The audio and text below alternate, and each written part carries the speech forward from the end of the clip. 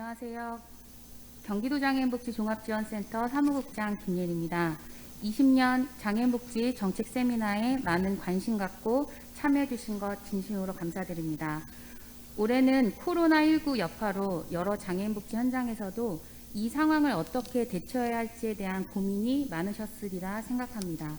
이번 세미나는 코로나19를 비롯하여 다양한 감염병 및 사회재난에 대한 앞으로의 장애인복지 현장에서의 대응책을 함께 살펴보고자 합니다.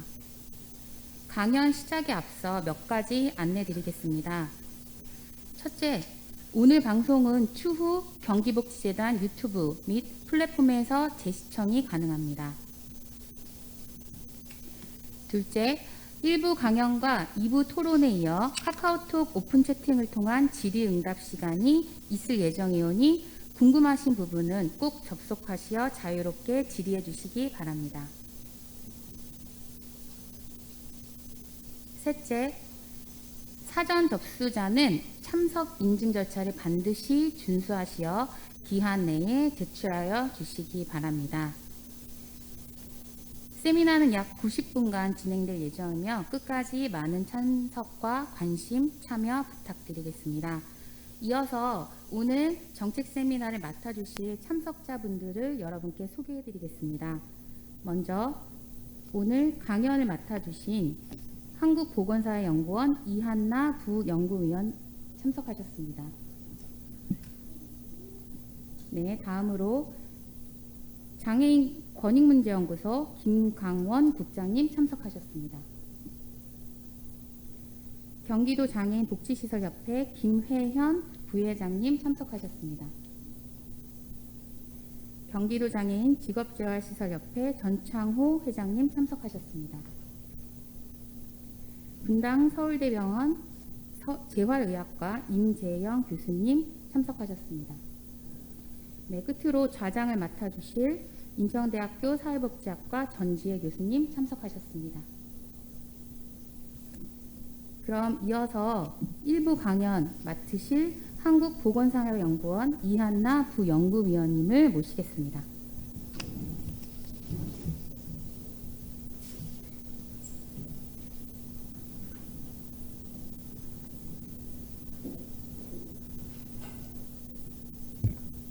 예, 반갑습니다.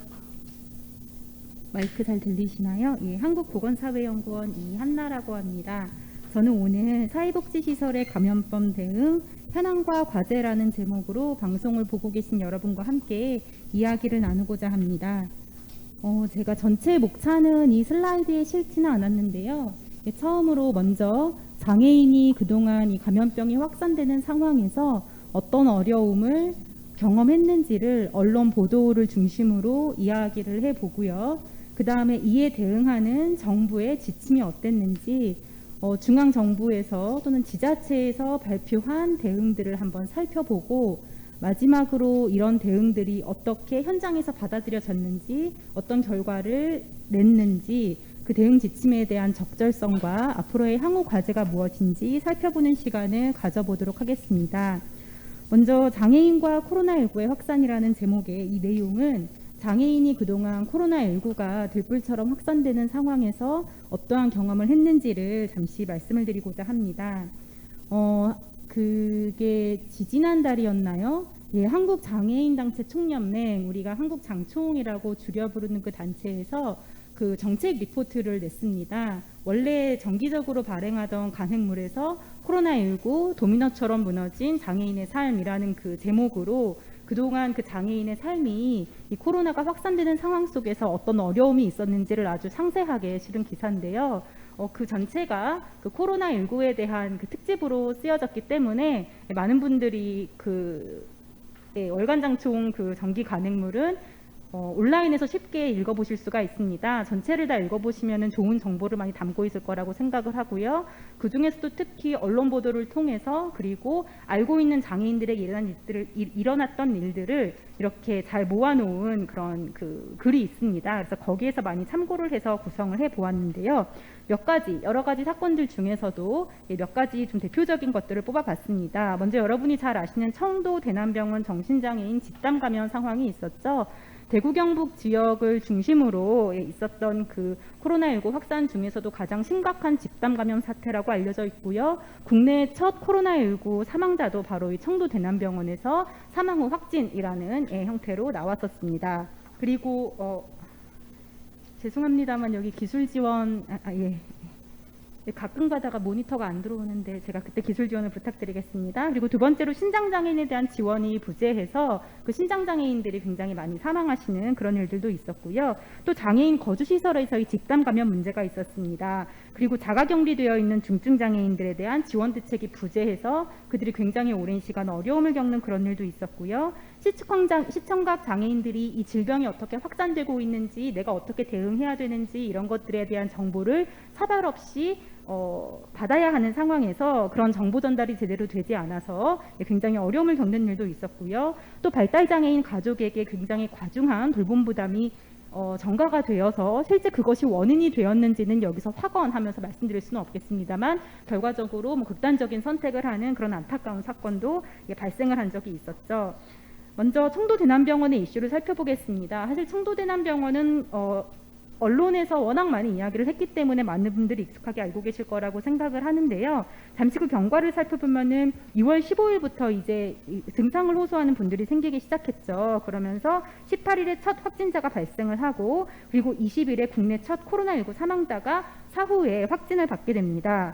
그러면서 이제 2월 22일에 환자 및 의료진 111명, 굉장히 많은 숫자죠. 확진 판정을 받으면서 첫 코호트 격리 조치가 시행되게 되죠. 그러면서 이제 2월 26일에 장애인 단체들이 국가인권위원회에 청도대남병원에 대한 긴급구제를 요청을 했습니다. 이러한 상황이니까 긴급구제가 필요합니다라고 요청을 했는데 이제 그 긴급구제 요청을 받아들인 국가인권위원회에서 조사관을 파견을 해서 청도대남병원의 상황을 쭉 살펴봅니다. 살펴봤더니 이런 것들에 대해서 먼저 진정을 한 문제에 대해서 어떤 것들은 대남병원에서 자체적으로 조치를 실시하고 있기 때문에 긴급구제는 국가인권위원회에서는 하지 않겠습니다라고 이야기를 하면서도 이 시설에 대한 문제를 지적을 했어요. 뭐라고 했냐면은 과도한 장기 입원 및 건강관리 소홀, 채광과 환기가 원활하지 않은 시설 환경, 적절한 운동시설 부족 이런 것들은 적극적인 개선이 필요하기 때문에 이것이 전체 사람들이 다 감염되는 그런 직접적인 원인이 되었다. 그런 말은 성명서 자체에는 있지 않은데요. 그건 좀 더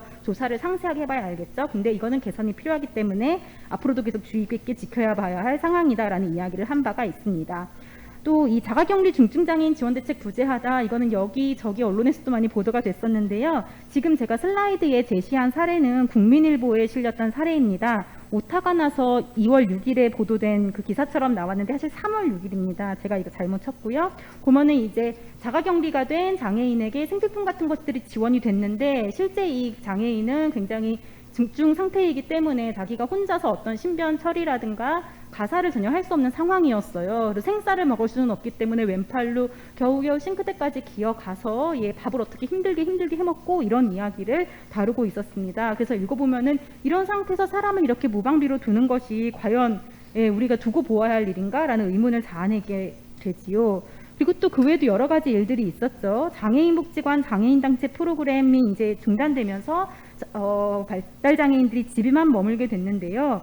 이거는 비단 발달장애인만의 문제는 아니겠습니다만 실체 활동 저하로 인한 건강 악화라든가 전자기기 과몰입 이런 걸로 인해서 감정 기복이 많이 나타나게 되고요. 근데 발달장애인은 동일한 이런 환경에 놓였을 때 훨씬 더 발달장애인이 아닌 사람들에 비해서는 민감하게 반응을 하게 되니까 특히 평소에 도전적인 행동을 하시는 분들이 그 행동의 어떤 그 정도라든가 이런 것들이 훨씬 심해지는 문제가 있었죠. 그래서 불안 증세도 보이고요.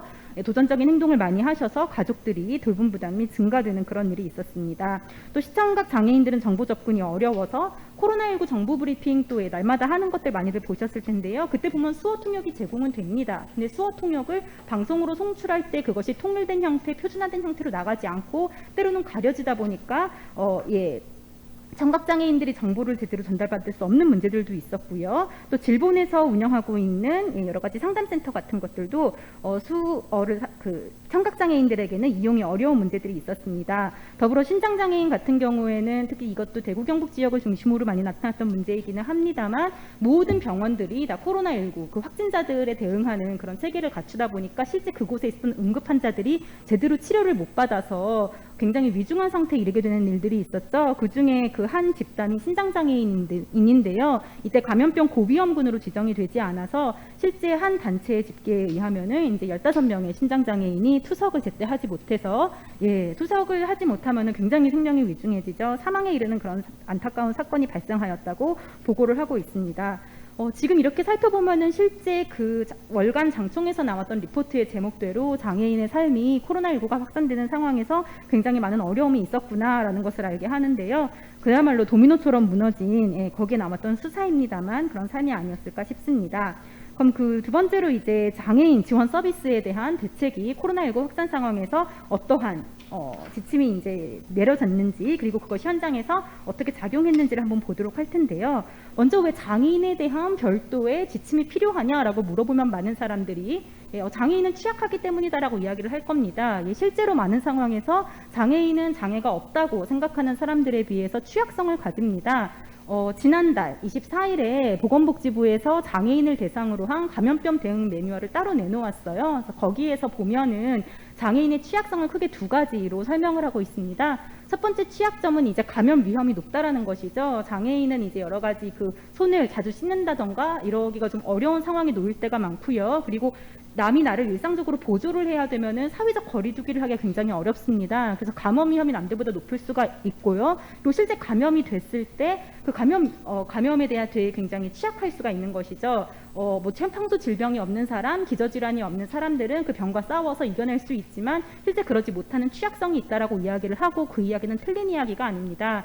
하지만 또 장애인은 취약하다라고 전제를 두고 말하면 거기에 대해서도 반발을 하시는 분들이 계시고 저는 그 반발 또한 의미가 있다라고 보는데요. 그런 의미에서 제가 슬라이드에 프란시스 라이언 박사의 그 칼럼 한 그 부분을 가져와 봤습니다. 이 프란시스 라이언 박사는 그 영국의 굉장히 유명한 일간지인 가디언지에 정기적으로 장애 관련 칼럼을 싣고 있는 유명한 칼럼니스트인데요. 장애인 당사자예요. 근데 이런 말을 했어요. 이건 제가 직접 번역을 했는데요.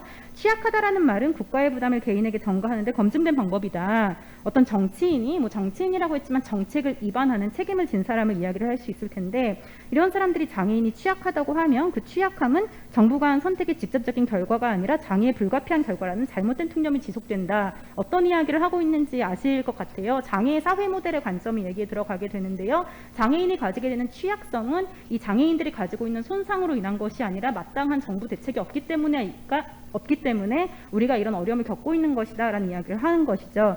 사지가 마비된 사람을 취약하게 하는 것은 걷지 못하는 것이 아니다. 돌봄 예산을 삭감해서 활동 지원인이 장애인이 옷 입는 것을 돕지 못하면 그들이 취약해지는 것이다. 즉 이 말인즉슨 마땅한 사회적인 지원이 된다면 이루어진다면은 장애인은 취약하지 않을 수 있다라는 이야기죠. 사실 이런 말도 굉장히 많은 비판을 받을 수 있는 말이고 어떤 극단에 서 있는 말이기는 합니다. 이것도 또한 여러 가지 뭐 반박을 하려면 할 수 있겠지만 일단 이 말을 보여드린 의미는 여러분이 아실 거라고 생각을 하고요. 실제 장애인이 취약하다라고만 이야기하는 것이 제가 마음에 걸려서 이 라이언 박사님의 말을 먼저 소개를 했습니다. 하지만 우리가 이렇게 감염병이 확산되는 상황에서 장애인에 대한 먼저 대응을 생각해야 되는 것은 맞는 것입니다. 실제 왜냐하면은 동일한 대응을 했을 때 장애인이 먼저 이 병에 감염될 위험이라든가 이 병에 노출되었을 때 이 병으로 인해 생명이 위중해질 가능성이 훨씬 높아진다는 것은 사실이니까요. 실제 장애인들이 어떤 취약 특성을 가지고 있는지 보면요. 이거는 지금 보고 계신 슬라이드는 지금 복지부에서 펴낸 그 장애인 대상으로 한 그 감염병 매뉴얼에 나와 있는 건데요. 뭐 장애 유형에 따라서 의사소통 제약이라든가 이동 제약이라든가 감염에 취약한다든가 아니면 돌봄이라든가 집단 활동에서 거리두기를 할 수 없기 때문에 감염이 더 많이 되는 이런 그 취약 특성을 보여주고 있습니다. 보면 유형별로 놓이게 되는 취약 특성도 좀 다르다고 할 수가 있겠는데요. 뭐 이런 취약 특성이 있는 장애인의 그 건강 관리를 위해서 이제까지 그 복지부에 또는 그 중앙 부처의 지침이 어땠는지를 살펴보도록 하겠습니다. 즉 코로나19 이전에도 감염병을 관리하기 위한 사회복지시설 및 개별 사업에서의 지침은 있었습니다. 그 지침들을 보면 이제 사회복지시설 관리 안내라든가 안전관리 매뉴얼이라든가 이런 것들이 있었고요. 그 중에서도 장애인 복지시설은 장애인 복지시설 사업 안내 이게 정부에서 펴내는 그 수권짜리의 그 장애인 복지 사업 안내 그 3권에 해당하는 내용인데요. 거기 보면 이제 복지시설 사업 안내에서 감염병을 어떻게 관리해야 되는지가 나와 있습니다. 보시면은 지금 거주시설에 종사하시고 계시는 분들도 이 방송을 보고 계실 것 같은데 거주시설 안전관리에 대한 지침이 있지요. 보면은 전염병 및 식중독 예방 확산 방지를 위해서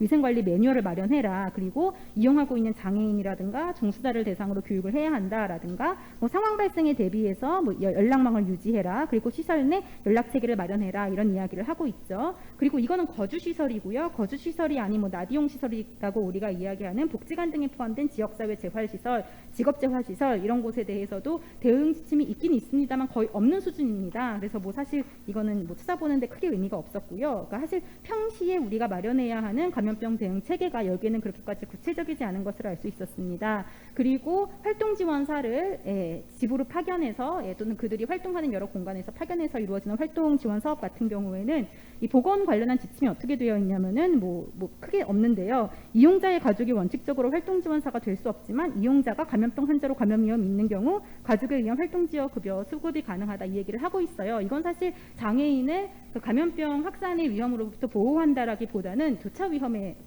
교차 확산의 위험을 막는 거라고 뭐 생각을 할 수 있고 또 그 종사자를 보호하는 거라고 생각할 수 있을 텐데요. 실제 이 조항이 이 코로나19 대응으로 가면서 좀 확대돼서 이거를 이용해라라고 이렇게 확대가 되기도 했습니다. 그 이야기는 잠시 후에 드리도록 하겠고요.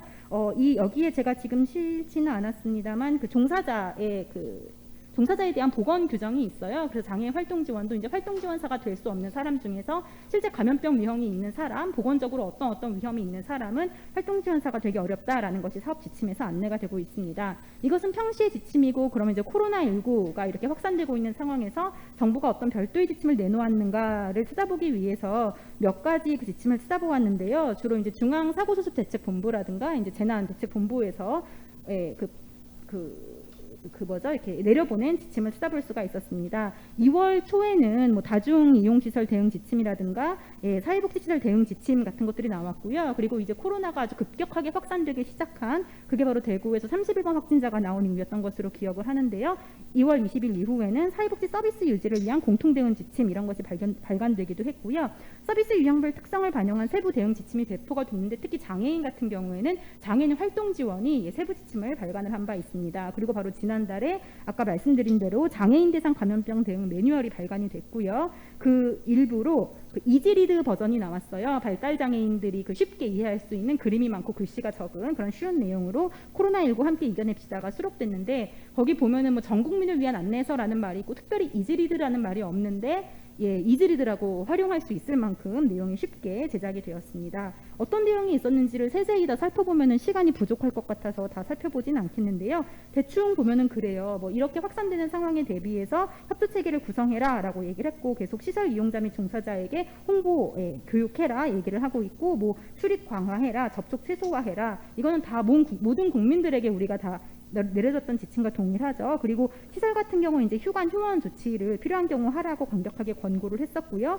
의심 환자를 발견했을 때 어떻게 조치를 해야 하는지 사실 이런 조치 같은 것들은 모든 국민들이 숙지하고 있는 바와 크게 다르지는 않았습니다. 거주시설 같은 경우 보면 이제 시설 내 의심 환자가 대기할 수 있는 격리실을 확보하고 1인실 격리시설을 사전에 확보해라. 그리고 의심 환자와 접촉한 입소자 정사를 모니터링해라 등등등의 그런 발생했을 때 이런 경우엔 이렇게 대응을 해라라는 것들이 있었죠. 그리고 서비스 유지를 위한 공통 대응 지침을 보면은요, 이제 시설 거주시설에 있는 사람들을 대상으로 해서 필수 서비스 제공이 유지되도록 지자체별로 사전 계획을 수립해라라고 이야기를 하고 있습니다. 그래서 뭐 지자체에서 이것을 실제로 수립을 해서 했는지까지는 제가 살펴보지는 못했습니다만, 아무튼 그런 지침이 내려진 바가 있고요. 그리고 서비스 제공 인력 풀을 사전에 확보하고 격리시설을 확보하며 서비스 제공자의 감염 방지 방안을 포함해라라고 계획을 세우도록 각 지자체에 이렇게 지도를 한 바가 있습니다. 그래서 어떤 지침들이 있었냐? 거주시설을 실제 보면요, 뭐 배식을 할 때 분리를 해라라든가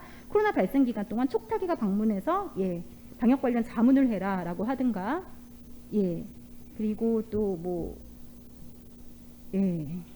그리고 이제 이용자의 이동 성향, 와상과 발달 장애, 그러니까 와상 환자 같은 경우에는 특별히 더 신경을 써서 이동할 수밖에 없고요. 그럴 때 감염 시 대응 방안을 마련하고 이송을 지원해라 이런 이야기들이 있었죠. 그런 것들이 거주시설에서는 여러분들이 살펴보면 아실 수 있는 지침들이 내려왔었고요. 활동지원 같은 경우는 이제 서비스 이용자가 자가격리돼서 기존의 방문 서비스를 이용하기 어려운 경우에 가족에 의한 돌봄 기능 사례를 인정하겠다. 아까 말씀드린 그 이용자가 감염병 위험이 있는 경우에는 가족에 의한 돌봄이 예외적으로 인정이 되는데요. 이거를 이제 인정을 하겠다라고 한 것이고요. 실제 돌봄 인력 범위를 친인척까지 확대하겠다라고 이야기를 했는데 이 지침이 발표가 된 것이 2월 좀 말이기 때문에 사실상 그 이전에는 적용이 좀 안 됐을 거예요. 그래서 실제 언론 기사를 살펴보면은 이런 지침이 있다고 하는데 알고 계십니까? 라고 하니까 실제 활동을 하고 계신 활동가 분들이 듣도 보도 못했습니다. 이런 이야기를 한 것도 나와 있거든요. 그래서 실제 이 가족에 의한 활동 지원 급여의 인정 범위가 얼마나 넓었는지는 그리고 몇 분이나 이것을 이용하셨는지는 아마 차후에 또 조사를 해서 확인을 해봐야 할 것 같습니다. 그리고 가장 많이 사실 우리가 이야기됐던 것은 긴급돌봄 지원이죠. 긴급돌봄 지원은 실제 내가 이제 돌봐주던 나의 어머니가 자가격리 대상이 됐다라든가 아니면 다른 어떤 상황으로 인해서 내가 격리 조치가 됐다. 나는 그러면은 돌봄을 받을 수 없게 됐다라고 했을 때 기존 사업 이용자가 아니더라고 하더라도 주 보호자의 경비에 따라 돌봄 공복이 발생하는 경우에 긴급돌봄 지원을 120시간까지 제공할 수 있는 그런 지침을 또 발표를 한 바가 있었습니다.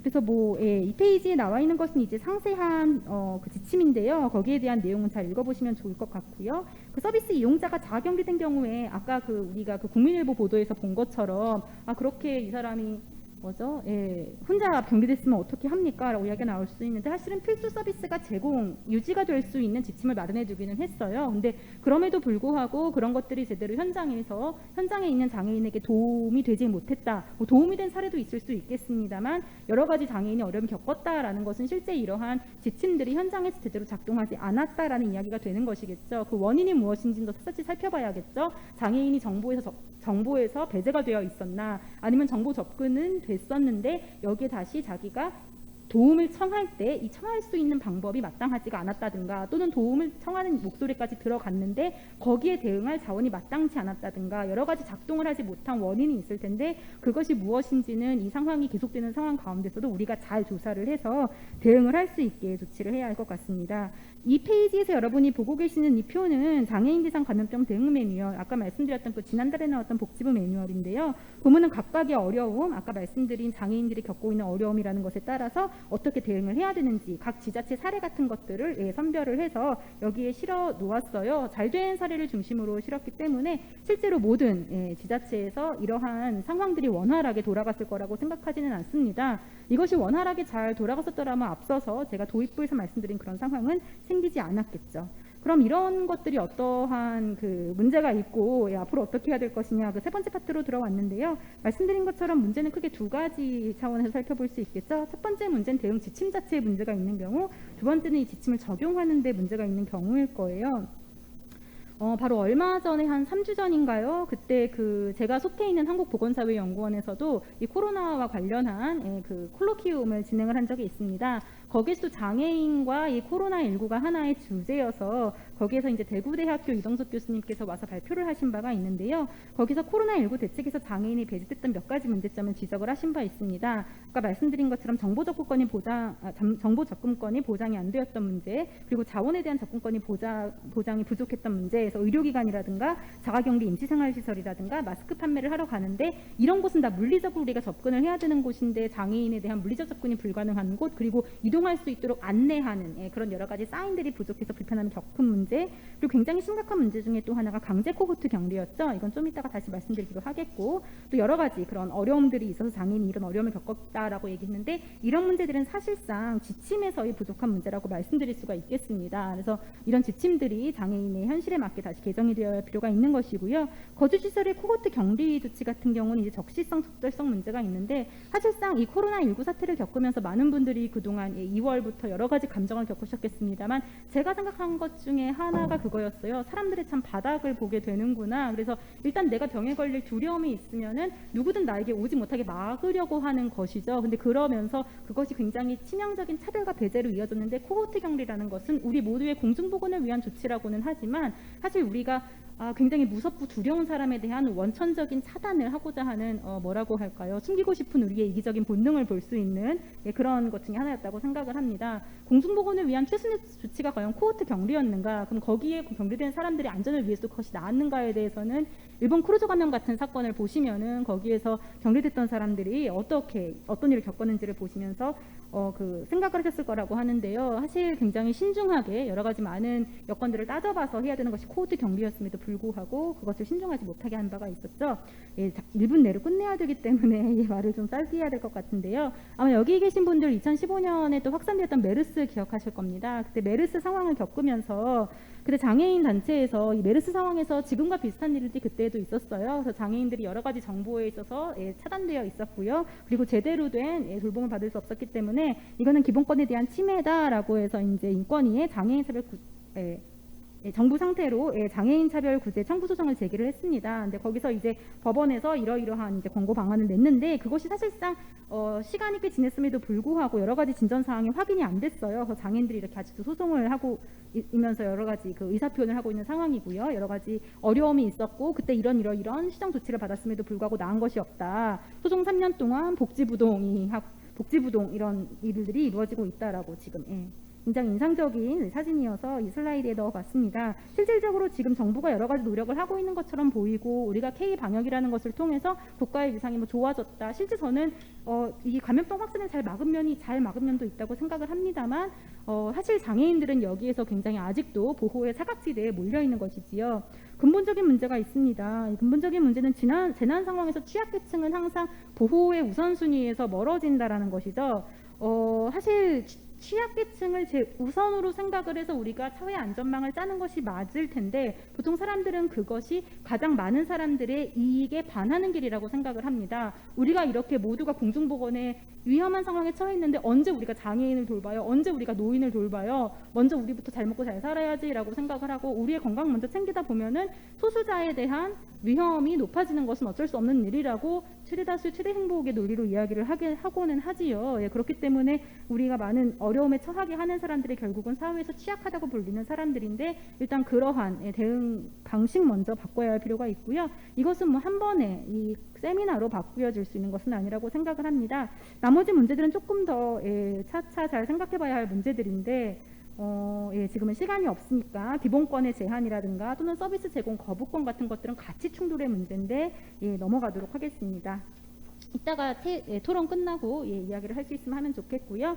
그리고 그다음에 제가 과제로 이야기한 것인데 장애인의 유형별 특성을 고려한 서비스 지원 방식이 개선되고 보충돼야 한다. 그래서 각 장애인들의 그 유형을 고려한 발달 장애인들의 그 특성이라든가 시청 장애인들의 특성 그리고 여러 가지 특성을 고려한 그런 지원들이 있어야 한다라는 내용은 슬라이드를 읽어보시면 아실 것 같고요. 그리고 이제 아까 말씀드렸던 그 보사연에서 있었던 그 콜로퀴움에서 이동석 교수님이 또 이런 과제를 제시를 하셨어요. 그 과제 내용이 좋았으니까 그대로 가져왔는데요.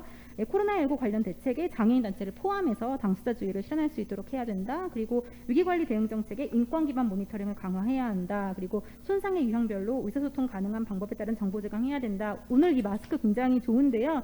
이런 마스크를 쓰면 사실 구월을 하는 청각장애인들도 이 모양을 읽으면서 의사소통을 훨씬 원활하게 할 수 있겠죠. 이런 것들도 이제 그 외국 신문에서도 많이 보도가 되고 또 국내 신문에서도 보도하는 것을 봤는데 이렇게 실제로 제가 착용한 것은 처음인데 이런 것까지 신경 써주시는 주최 측이 정말 세심하시다는 생각이 듭니다. 그 외 여러 가지 과제를 이제 읽어보시면 될 것 같고 그렇죠. 안전관리 매뉴얼은 구체화될 필요가 있고요. 장애인 복지시설은 이제 기준이 재정비돼야 될 때 이건 특히 거주시설을 이야기를 합니다. 그래서 장애인 거주시설이 지금 사실상 인간다운 삶을 누리기엔 좀 열악한 조건이라는 말이 정말 많이 나왔음에도 불구하고 여러 가지 현실적인 어려움에 의해서 아직 재정비되지 못하고 있는 것들이 있어요. 단기간이 아니라 장기간에 걸쳐서 천천히 이야기해야 되는 것인데 이런 것들도 다 재정비를 해야 될 것이고요. 지침은 그냥 만들어 놓은 것뿐만 아니라 더 중요한 거는 이 지침이 적용되는 범위에 있는 사람들이 그 내용을 숙지하고 실제로 이것을 적용하는 것이겠죠. 근데 뭐 지침 막 배포를 해도 사람들이 뭐 쳐박아두고 읽지도 않고 이런 경우도 굉장히 많아요. 그래서 실제 이것들이 잘 읽히고 있나 적용이 되고 있나를 현장에 가서 모니터링하면서 확인을 할 필요가 있습니다. 시간 오버했네요. 그럼 이만 마치도록 하겠습니다. 들어주셔서 감사합니다. 네, 이한나 박사님 발표 너무 잘 들었습니다. 저희가 지금 코로나19 시대에 어느새 살고 있는데요.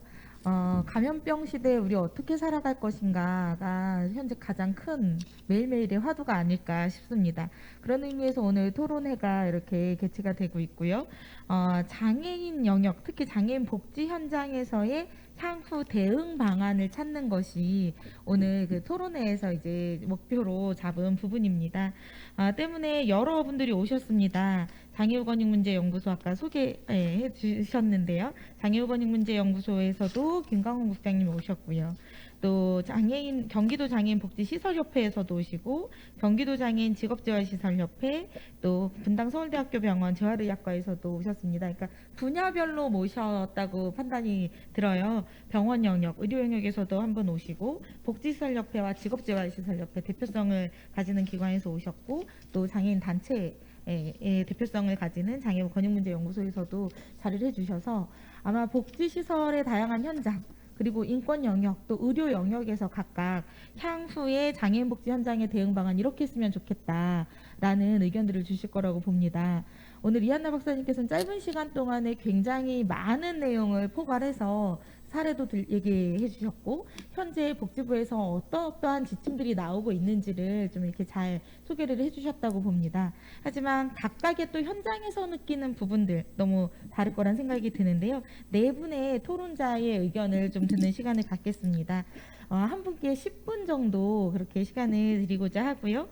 장애인을 포괄하는 재난위기 대응책 마련이라는 제목으로 김강원 국장님 먼저 토론해 주시면 감사하겠습니다. 네, 소개받은 김강원입니다. 모두가 사실 뭐 1년 전 혹은 몇 개월 전만 해도 상상하지 못했던 세상을 경험하고 있고 그 과정 가운데 누구나 다 엄청난 고통을 장애 위장애를 떠나서 겪고 있다는 것을 다들 이제 공감하고 계실 것이고 또 많은 대책들 대안들도 나오고 많은 문제점들도 지금 현재 진행형으로 계속되고 있는 상황인 것 같습니다. 그래서 오늘 이 자리도 그런 대책 마련을 위한 자리일 거고 또 특히 우리나라는 세계적으로 모범이 될 정도로 이 대응을 잘하고 있는 모범 사례로 꼽히고 있습니다. 그리고 관련하여 이제 계속 수립되고 있는 대책들이나 발빠른 움직임들도 분명 긍정적인 측면, 칭찬받을 만한 부분들이 있다고 생각합니다. 그럼에도 제가 이 자리에 나온 것은 장애인의 인권의 관점에서 지금 일어나고 있는 여러 대응들의 문제점과 혹은 개선 방안을 논의하기 위해서 이 자리에 나왔다 생각하고요. 그런 관점에서 디테일한 그 세부적인 강론에 대해서는 사실 여기저기서 계속 논의되고 있고 논의되어야 하리라고 생각하는데 저는 이제 그런 강론에 대한 것보다도 기본 관점이라든지 그 큰 틀에서의 어떤 시각에 관한 말씀을 좀 드리고 싶습니다. 발제자께서 그 장애인은 감염병에 취약하다라는 말씀을 하셨어요. 그리고 어떤 분들은 반발하실 거라고 하셨는데 제가 그 반발하는 사람 중에 한 명입니다. 장애인은 감염병의 위험이 높다, 감염병에 취약하다라는 말에 저는 찬성하지 않습니다. 그것은 장애인을 어떤 특정인 사람 개인으로 보지 않고 특정 집단으로 범주화하는 것이라고 생각하고요. 가까운 예를 들어 이제 제가 일하고 있는 사무실에도 가끔 놀러 오시는 발달장애인 분이 있으세요.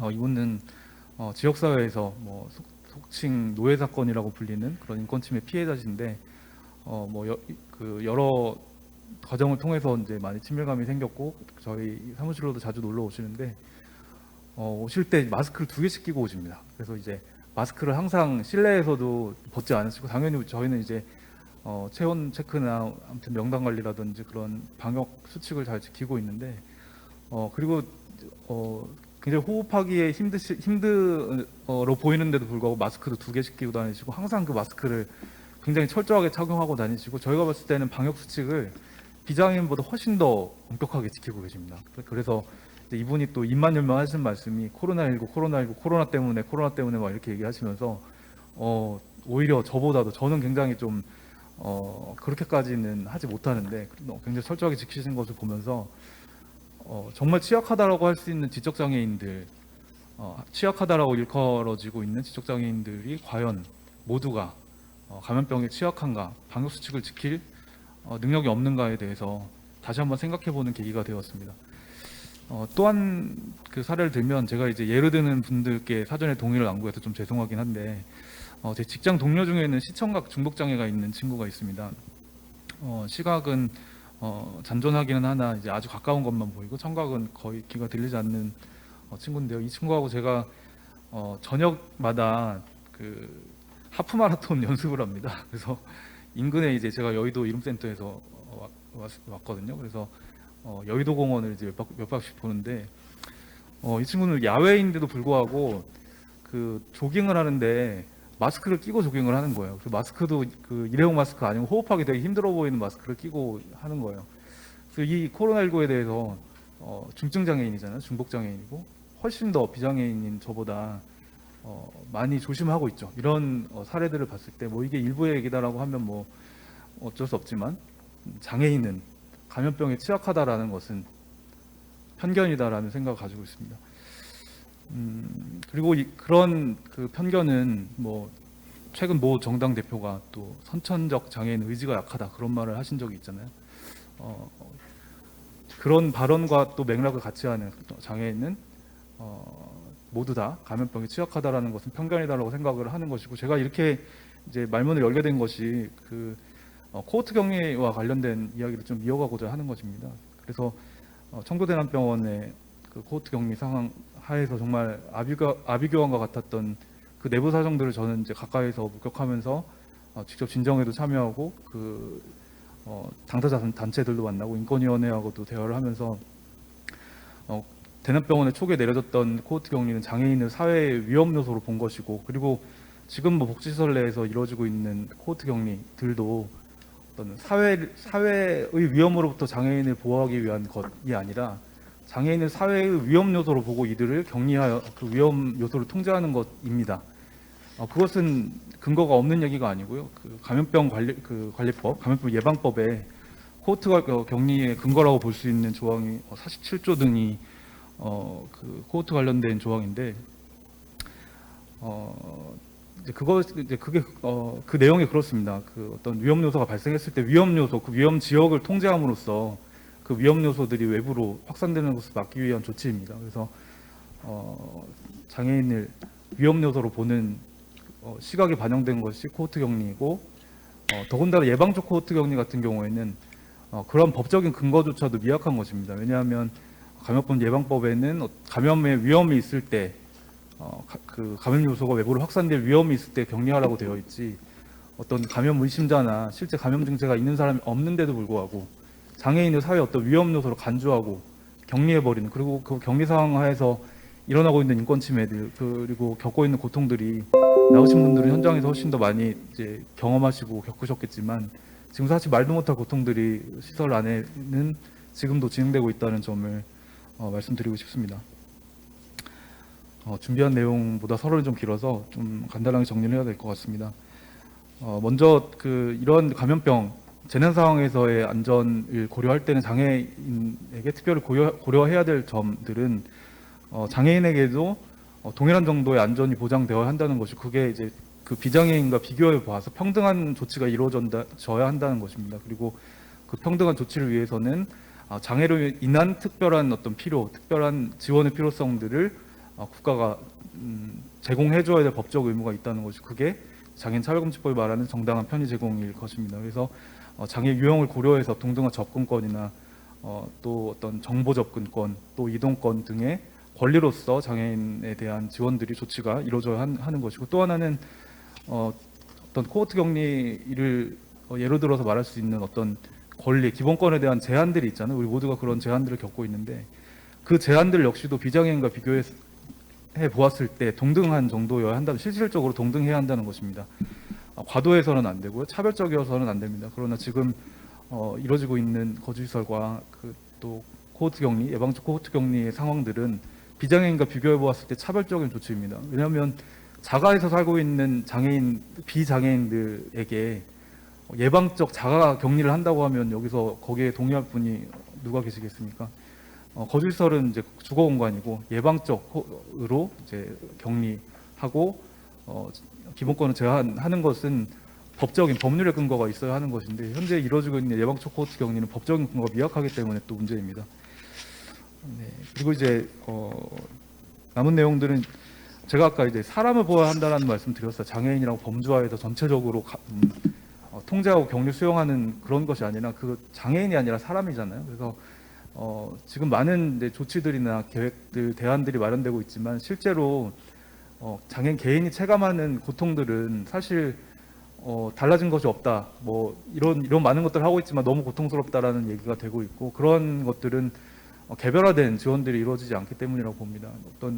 특히 이제 이런 감염병 상황에서 특별히 더 취약한, 뭐 아까 취약한이라는 뭐 장애인은 취약하다는 말에 동의하지 않는다고 말씀드렸지만 내부기관 장애나 신장 장애인들은 특별히 감염병화에서 어떤 사망 위험이 높고 뭐 이런 측면에서는 뭐 취약하다라는 말이 틀린 말은 아닙니다. 그런데 그런 이제 특별히 더 어려움을 겪는 감염병자 더 고통이 가중되는 유형 또는 중증 장애인을 위한 개별적인 지원 계획이 마련되고 개별적 지원들이 충분하게 이루어져야 한다는 것입니다. 그래서 그냥 보편적으로 두루뭉술하게 어떤 조치들이 계획되고 기계적으로 대입되는 것이 아니라 그 개개인들의 어떤 특별한 필요나 특수한 상황들이 고려되어서 개별화된 지원 계획과 개별화된 지원이 있어야 한다는 것이고, 그래서 제가 마지막으로 그 민간의 역할과 장애인의 참여 부분을 강조했는데 그런 개별화된 지원과 대책들이 가능하려면 국가 주도의 어떤 공공의 역할로는 불충분하다고 봅니다. 왜냐하면 장애인 뭐 어떤 좀 뭐 단적인 예를 들어 복지부에서 장애인 개개인을 다 만나볼 수 없잖아요. 그렇기 때문에 지역사회 기반의 어떤 그런 지역사회 서비스에서 이 장애인에 대한 코트 상황에서의 장애인에 대한 지원과 서비스들이 더 확충되어야 하고, 그러기 위해서는 민간의 다양한 대책들과 창의력들이 발휘될 수 있도록 정부가 민간을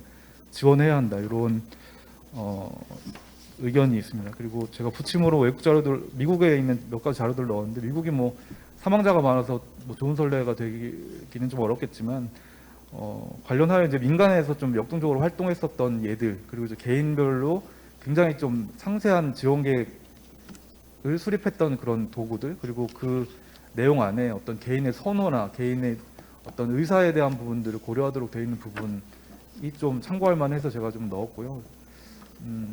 제한 시간이 다 되어서 이제 마무리를 해야 될 것 같은데, 네, 이 정도로 제 토론은 마치도록 하겠습니다. 네, 감사합니다. 두 가지를 말씀을 해주신 것 같아요. 우선은 장애인에 대한 관점 중요하다라고 의견 주셨고요.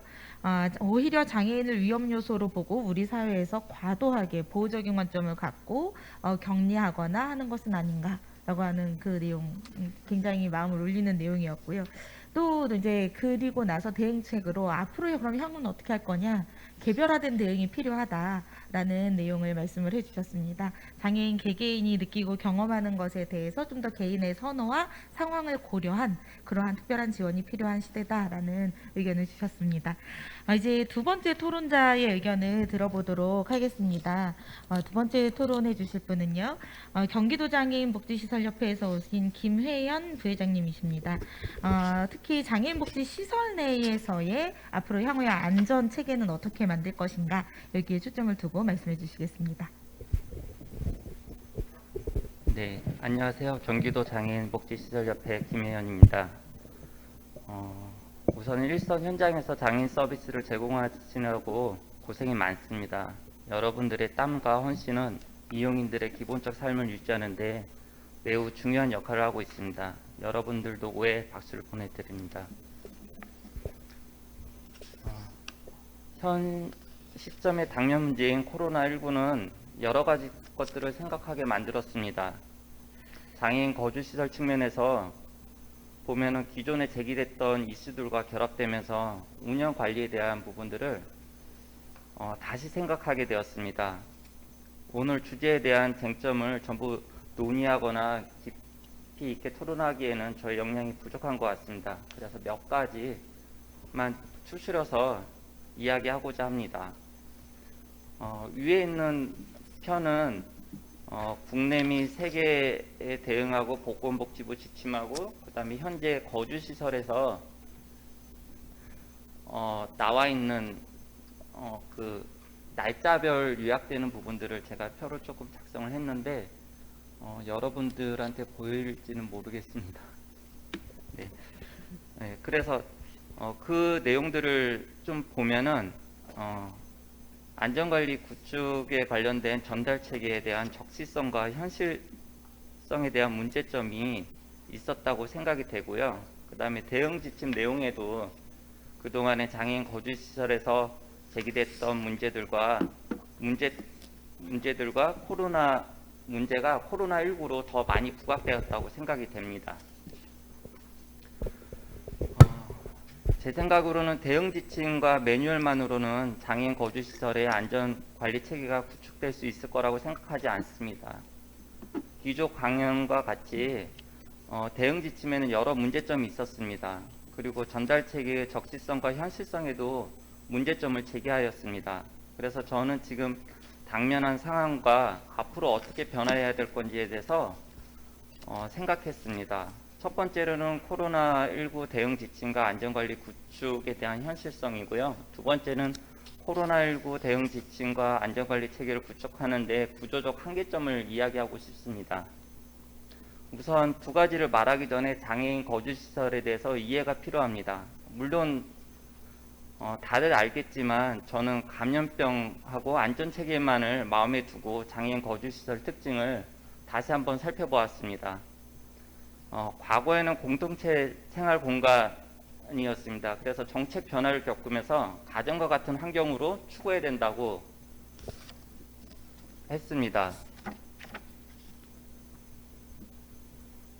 그리고 두 번째는 대규모 시설에서 소규모화됐고요. 소규모화된 시설에서 요즘에는 자립하고 그룹홈 이제 그런 쪽으로 전환이 되는 과도기에 있고요. 그 다음에 세 번째로는 일상생활을 혼자 생활하는데 어려움이 있는 이용장애인이 거주하는 곳, 그리고 종사자가 직접 대면 서비스를 제공하는 곳, 그 다음에 보조금 관리 규정 및 재무회계 규칙에 따라서 예산이 집행하는 곳으로 정리할 수 있는데요. 첫 번째 코로나19 대응 지침과 안전관리 구축에 대한 현실성을 이야기하면은 대응 지침과 매뉴얼, 그 다음에 방역과 방역 물품, 그 다음에 분리보호, 집단 감염, 이렇게 조금 네 가지를 생각해 봤습니다. 시설은 이용 장애인의 유형과 특성이 다 다르고 시설마다 주거 환경이 다 다릅니다. 그래서 일정한 양식에 있는 대응 지침과 매뉴얼을 시설에서 작성하고 진행을 했지만 사실 그대로 다 작성하고 시설에서 실행하기에는 시설마다의 특징이 있어서 그걸 다 고려해서 할 수는 없습니다. 그리고 이것을 작성하고 진행하는 사람들도 시설 종사자입니다. 근데 시설 종사자가 안전관리나 감염병에 관련된 전문가가 아닙니다. 그래서 이런 부분들을 다 실제로 진행하기에는 어려움들이 있습니다.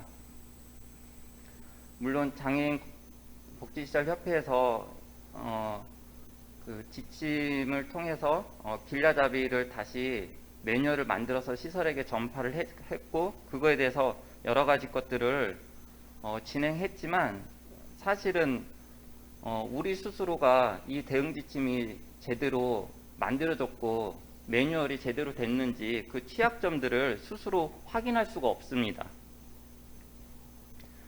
그다음 대응 지침에 따른 예방과 방역을 하기 위해서는 여러 가지 물품들이 필요한데 다 아시다시피 많이 필요하고 긴급한 상황에는 사실 그 물건조차도 구하기도 힘들었습니다. 그리고 없었고요. 그 다음에 방역 업체 찾기도 힘들었습니다. 그리고 의심 증상이 있는 이용인 또는 종사자에 대한 분리인데 환절기에 이용인들이 고열이 많이 생기면은 보건 선별 진료소에 가서 지시를 받고 그 다음에 보호 격리를 하는데 종사자들이 한 3명 정도가 투입이 돼야 되는데 거기에 관련된 인력이라든지 시간의 근로라든지 그런 부분들이 많았고요. 이용인들이 스트레스가 많아졌는지 도전적 행동도 늘어났고 그걸로 인해 가지고 종사자의 부상도 많아지고 사직하는 사례도 생기고요. 그 다음에 실질적으로 남자 종사자들은 구하기도 어려운 상황이 되어 있습니다. 그래서 제가 이제 생각을 하면은 집단 감염에 관련된 부분들도 많이 얘기 나왔습니다. 코호투에 관련된 이야기들을 많이 했는데 이런 부분들이 이용인들 개개인별 특성을 고려한 처치였는지를 조금 생각하게 되었습니다. 그리고 예방적 코호트나 코호트 격리는 일본 크루즈 사건이나 대구병원이나 뭐 다른 사건들을 봐서 알겠지만 격리 대상자에게 정신적, 신체적, 정서적으로 되게 위험합니다. 그리고 만약에 코호트 격리를 실행한다고 하면은 이에 따른 지침과 법적인 부분, 그 다음에 예산적인 부분들이 되게 많이 필요합니다. 근데 그런 부분들이 완벽하게 이루어지지 않는 상태에서 이것을 진행하는 것은 위험하다고 생각이 됩니다. 그래서 코호트 격리는 최후의 수단이 돼야지 최선의 방법은 아니라고 생각됩니다. 그리고 종사자분들도 가정을 책임져야 되고 그 다음에 양육해야 될 자녀들도 있기 때문에 무조건적인 희생이나 강요만은 바람직하지 못하고 적절한 조치가 필요합니다. 제 나름대로 좀 생각을 하면은 안전관리 대응 지침이나 체계가 조금 보완이 돼야 된다고 생각이 됐는데요. 전문가들이 현장을 이해하고 신속하게 지원해 줄 수 있는 방법이 필요하다고 생각합니다. 그래서 시설 전문가나 보건 전문가, 응급처치 전문가, 행정 전문가들이 한 팀으로 구성이 돼서 시설에 찾아가서 문제점을 보고 점검하고 그 시설만의 고유한 특징들을 파악한 다음에 그거에 대한 컨설팅하고 교육에 관련된 내용들이 마련돼야 될 거라고 생각이 됩니다. 그리고 예방이나 방역에 대한 물품들도 우선 구매를 해줘야 될 거라고 생각됩니다. 그래서 우선 구매 제도라든지 우선 지원 제도가 장애인들에게 우선적으로 필요하지 않나라는 생각이 됩니다. 그 다음에 긴급 상황 시 인력 보충과 충원, 그 다음에 예산에 관련된 부분들을 유연하게 대처할 수 있는 지침들도 필요하다고 생각이 됩니다. 긴급 상황에서는 즉각적인 물품과 인력 지원해주는 시스템이 앞으로는 우리 시대에 필요할 것 같습니다. 두 번째로는 코로나19 대응 지침과 안전관리 구축에 대한 한계점인데요. 장애인 거주시설은 공동체 구조고 가정과 같은 환경입니다. 저는 안전관리나 감염병적인 부분으로만 생각하면은 이 가정 환경적 주거 환경 공간은 취약할 수밖에 없습니다. 그리고 위험할 수밖에 없습니다. 그래서 앞으로 장애인 거주시설은 새로운 감염병을 예방하거나 대비하기 위해서는 1인실이나 2인실 독립된 공간으로 주거 환경에 대한 변화가 필요할 거라고 생각이 듭니다. 그리고 소규모화되고 그 다음에 자립된 경우에도 문제는 있습니다. 장기화되고 그 다음에 대면 서비스를 직접 받아야 되는 곳인데 소규모화된 데는 직원들이 더 없고 그 다음에 직원이 만약에 그런 위험이 생기거나 장애인분들이 그런 생각이 되면은 대면 서비스를 해줄 사람이 없다는 거죠. 그러면 대면 서비스를 해줄 수 없는 거는 생존에 관련된 문제일 수도 있습니다. 그래서 이런 부분들에 관련돼서는 더 우리가 깊게 생각해야 되고요. 그 다음에 사회 서비스가 중단되거나 근로가 단절될 경우에는 오히려 소외나 고립, 단절, 고독, 빈곤 그런 것들이 찾아올 수 있습니다. 그래서 일상생활을 영위하는데 어려움이 문제가 있을 수 있습니다. 그 다음에 장애인 거주시설에 대한 인력은 이교대 인력은 20년이 됐습니다. 근데 변하지 않았는데 시대는 되게 많이 변해가지고 해야 될 역할들은 되게 많아졌습니다. 근데 해야 될 역할들은 많지만 인원 증원이 없기 때문에 종사자의 피로도가 높고 그 다음에 거기에 관련된 예산 부족들도 심각해집니다. 그리고 지역사회적으로 장애인 거주시설이나 사회복지시설들은 지역사회 교류를 통해서 재정이 어느 정도 충족되는 부분들이 있습니다. 보조금만으로는 운영이 될 수 없거든요. 그런데 지금 코로나가 장기화되면서 지역사회 교류를 할 수 없어서 인적 물적에 대한 자원 충당하는데 되게 어려움이 있습니다. 그래서 장기화된 국면에서 이런 부분들을 조금 해소할 방법들을 찾아야 될 것 같습니다. 위와 같은 문제점들을 보완하기 위해서는 점진적으로 개별화된 주거 환경으로 개선해야 됩니다. 그 다음에 그런 것들을 컨설팅하고 그 다음에 지원 예산 체계도 필요합니다. 중앙정부와 시도 지자체의 협력을 통해서 장기 계획을 세워서 이런 개별화된 공간으로 갈 수 있도록 해야 될 거라고 생각됩니다. 그 다음에 거주장애인들의 특성상 응급보호나 도전적 행동이나 감염보호실에 관련된 인력 지원이 없습니다. 그래서 이런 인력 지원을 해줄 수 있는 유연한 직종과 지침도 필요하고요. 그 다음에 교육을 할 수 있는, 그 다음에 노동법 준수에 맞는 그런 예산들도 필요합니다. 그래서 유연한 근무 체계가 필요합니다. 경기도에 있는 장애인 거주시설은 장기화됨으로써 이용인들의 스트레스도 심해지고 환절기 고열도 생기고 응급사항도 많이 생기고 도전행동도 생깁니다. 그 다음에 계절에 따른 행동 변화가 있어서 많은 어려움들을 겪고 있습니다. 근데 한편에는 이용인들과 함께 이런 것들을 극복하기 위해서 수시로 영상통화라든지 전화 안부라든지 외부 프로그램을 만들고 개별화하고 그다음에 내부 프로그램으로서 다양한 이벤트를 합니다. 뭐 시설 내부에서 뭐 삼겹살 파티라든지 요리 경영이라든지 레크레이션이라든지 보물찾기, 뭐 여러 드라이브, 스포츠 응원전 이런 것들을 다양하게 하고 있지만 이런 걸로는 극복하는 데 어려움이 있습니다. 그래서 제가 생각할 때는 많은 공공시설들이 문이 닫혀져 있습니다. 그래서 우리 장애인 거주시설들하고 1:1 매칭해서 그런 시설들을 이용할 수 있도록 하는 방법들도 한번 고민하면 좋을 것 같고요. 그 다음에 지역사회와 교류를 하지 못해서 인적이나 물품 같은 것들이 부족해진 상황이기 때문에 사회단체에서 모금되는 모금 금액들을 우선적으로 연계해주면 좋겠습니다. 끝으로 우리 직원들이 하는 이야기가 있는데 사회적으로 여유가 있을 때 더 힘들다라는 얘기가 생각납니다. 사람들은 조금 격리하는 부분들이나 이렇게 사회활동하는 부분들이 좀 여유스러워지면은 우리들도 여유스러워질 수밖에 없는 그런 마음들이 있는데 사실 그럴 때일수록 우리는 더 위험할 수 있거든요. 그래서 그런 부분들을 더 노력하고자 노력합니다. 그래서 가장 큰 거는 제 입장에서는 예방하는 게 이 코호르트 장기화되는 데 있어서 그 다음에 기본 수칙을 지키는 게 우리의 역할이 아닌가 생각됩니다. 이상입니다. 네, 감사합니다.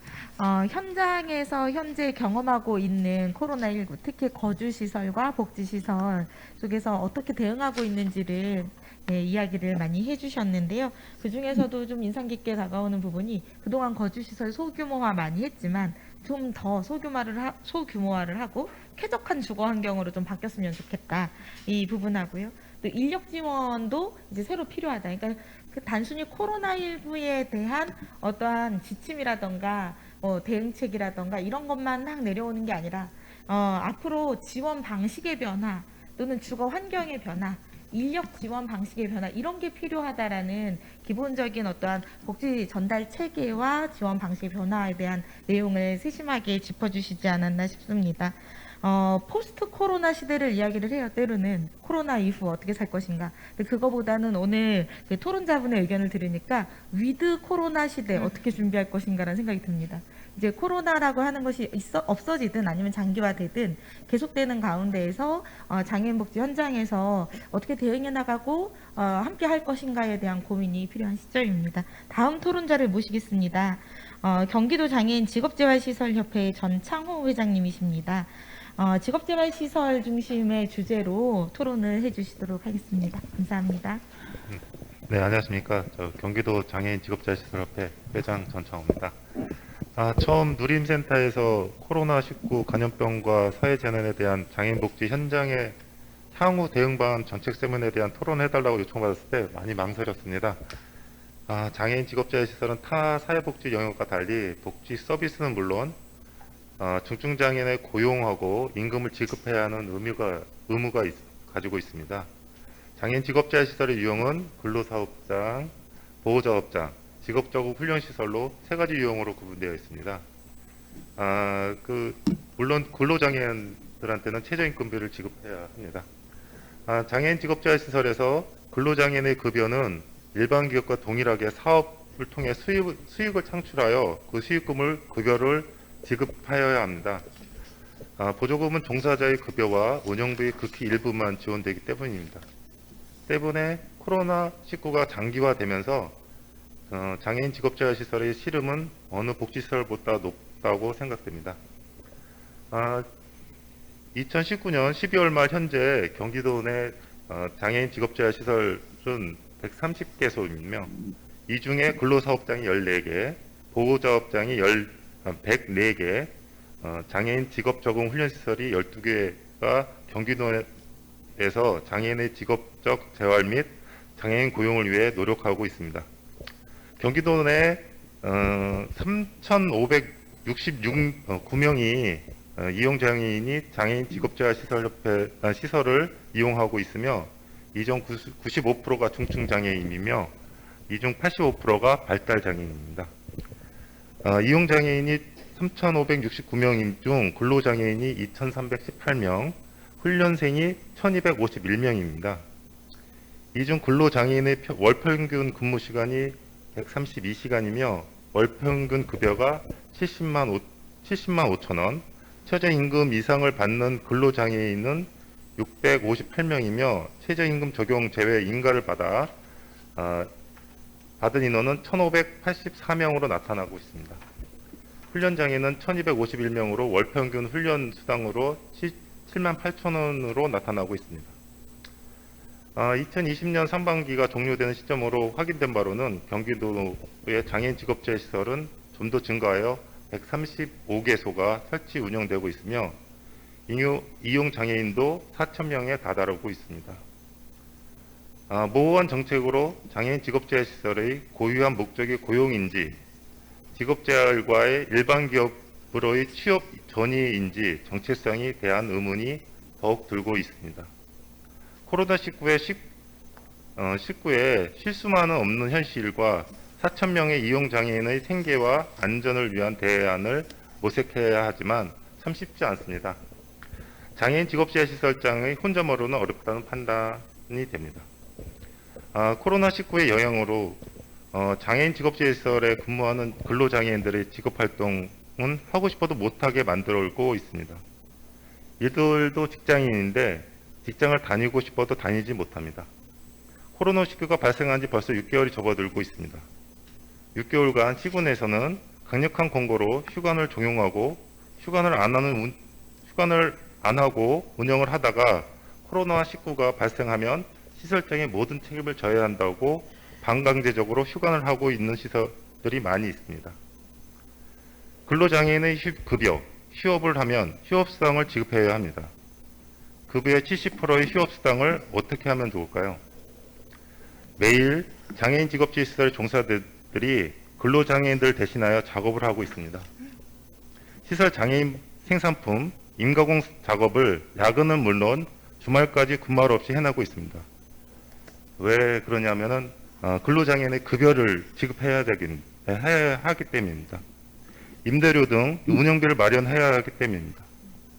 근로장애인들을 출근하지 않는데 시설의 매출이 올라간 웃지 못한 상황도 몇 곳 있다고 합니다.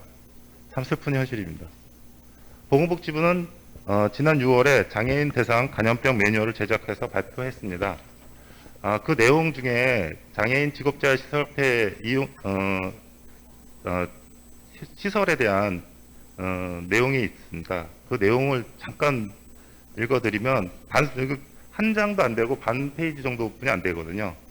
지자체는 직업재활시설의 불필요한 운영비 등을 절감을 통해 시설이 경영 여건이 허락하는 한 휴관 기간 중 휴업수당을 최대한 지급할 수 있도록 유도 지원.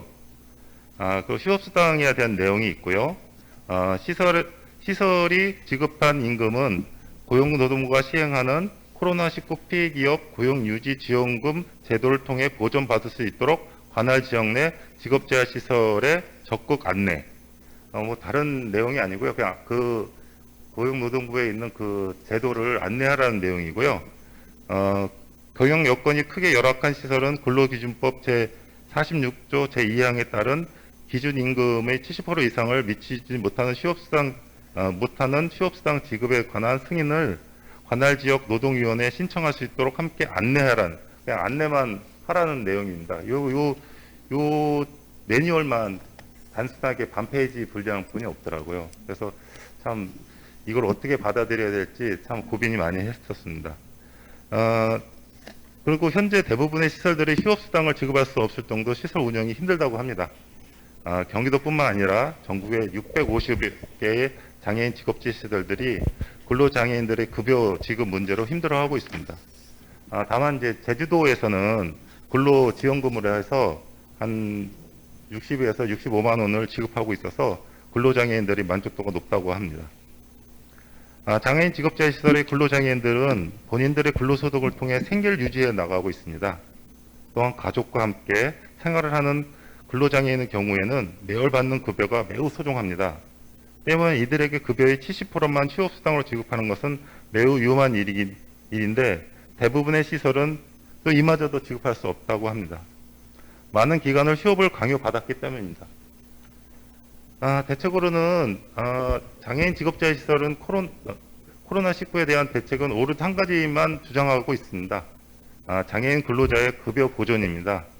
고용노동부의 고용유지금도 사업장에서 근로장애인의 휴업수당을 지급해야만 받을 수 있습니다. 그런데 휴업수당을 지급할 수 있는 시설이 많지 않습니다. 아무리 종사자들이 야근을 하고 휴일을 반납하고 일한다 하더라도 종사자 몇 명이 6명이 근로장애인 30명의 일을 할 수는 없습니다. 또한 코로나19가 끝났다고 하더라도 경제가 활성화되는 데는 시간이 걸릴 거라고 사료됩니다. 그 기간 동안 장애인 생산품의 판매 부진 및 인가공 등의 작업이 줄어들 거라는 것은 모두 예상하고 있을 일입니다. 이는 곧 시설의 매출이 감소할 것이고 이로 인해 장애인 근로자의 급여 지급이 더 힘들어질 것이라고 생각합니다. 근로 의욕이 있는 장애인들은 근로를 통한 소득이 보장되어야 하며 장애인에 대한 기본소득이 마련되어야 하겠습니다. 법적인 문제, 장애인의 직업에 대한 인식, 예산 문제 등 많은 문제가 있겠지만 반드시 추진되어지고 달성되어만 해야 한다고 생각합니다. 근로장애인에 대한 기본소득이 마련이 되면 이 모든 부분이 해결된다고 생각됩니다. 코로나19를 겪으면서 이전으로 돌아갈 수 있을까 하는 의문이 많이 듭니다. 많은 전문가들이 이제는 코로나19에 이전에 돌아가기 힘들 거라고 판단하고 있습니다. 그럼 장애인 직업재활 시설은 어떻게 운영해야 할까 고민을 많이 해보았습니다. 한 복지시설처럼 온라인으로 소통하는 방법, 그럼 생산품은 어떻게 만들어야 할까? 급여는 어떻게 마련하지? 장애 출퇴근, 차량 지원 문제는 해결 방안, 방역 물품의 지원 방안 등 온갖 생각이 머릿속에 둥둥 떠다닙니다. 결론적으로는 장애인 직업재활 시설은 대면 서비스가 없으면 운영되기 힘든다는 결론입니다. 이 사람을 간단히 하면서 또 현재까지는 경기도에 있는 장애인 복지시설에서는 코로나19에 대응하여 방역 및 행동수칙을 잘 수행하여 시설 내 집단 감염이나 직원을 통한 지역사회 내에 감염 전파가 없는 것을 알고 있습니다. 각 시설에서 효과적인 대응 방법을 등의 노하우가 있을 것입니다. 이를 모든 시설에 공유하여 전파할 수 있는 것도 좋은 거라고 생각합니다. 이상으로 토론을 마치도록 하겠습니다. 감사합니다. 네, 토론 감사드립니다. 지금 굉장히 많은 분들이 이 방송을 보고 계시는 걸로 알고 있는데요. 그만큼 현장에서는 코로나 향후에 어떻게 우리가 복지 현장에서 대응해 나가고 할 것인가에 대한 고민이 깊은 그러한 모습이 아닐까 합니다. 저도 그 어느 영역보다 직업재활시설에 미친 이 코로나의 영향에 굉장히 공감을 합니다. 근로자가 출근을 하지 않는데 임금은 계속 주어야 하고 기존에 거래하던 업체들이 끊어질까봐 계속 그 거래하던 업체를 유지해야 되다 보니 시설 종사하고 있는 이제 사회복지사를 비롯한 종사자들이 대부분 그 물량을 채우기 위해서 야근 또 주말 출근을 이어가고 있는 모습으로 들었습니다. 직업재활시설을 복지시설로 볼 것인가 아니면 일반 사업장으로 볼 것인가에 관한 고민이기도 하고요. 직업재활시설에 있는 장애인들을 우리는 근로자로 인정할 것인가 아니면 복지시설 이용자로 바라볼 것인가에 대한 근본적인 질문과 연결되어 있는 부분이기도 합니다. 현실적으로 현장에서는 많은 대응을 찾고는 있는데요. 이 부업이 가능한 형태로 집으로 배달해 주는 거를 얘기를 듣기도 했고요. 그러니까 집에서 인가공을 하는 거죠. 근데 그게 가능한 업종도 있고 불가능한 업종도 많다고 해요. 또 한편으로는 업종을 바꿔서 뭐 꽃배달 서비스로 바꾼다던가 뭔가 이렇게 안에 모여서 하는 형태가 아니라 아예 그냥 다른 업종으로 전환을 하시기도 하더라고요. 근데 이게 또 하나의 사업체를 운영하는 그 입장에서 보자면 보호작업장을 사업체로 이해해 봤을 때는 이게 또 다른 도전이기도 해서 실제로 현장에는 적용이 많이 어려운 면도 있을 거란 생각이 듭니다.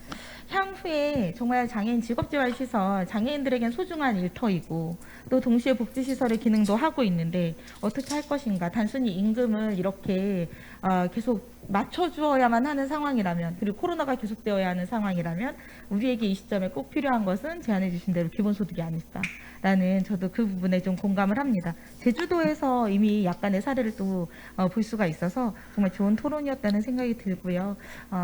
많은 부분들이 좀 공감해 주시고 소리를 모아 주시면 좋을 것 같습니다. 네, 다음 토론자를 모시겠습니다. 마지막 토론자인데요. 오래 기다리셨습니다.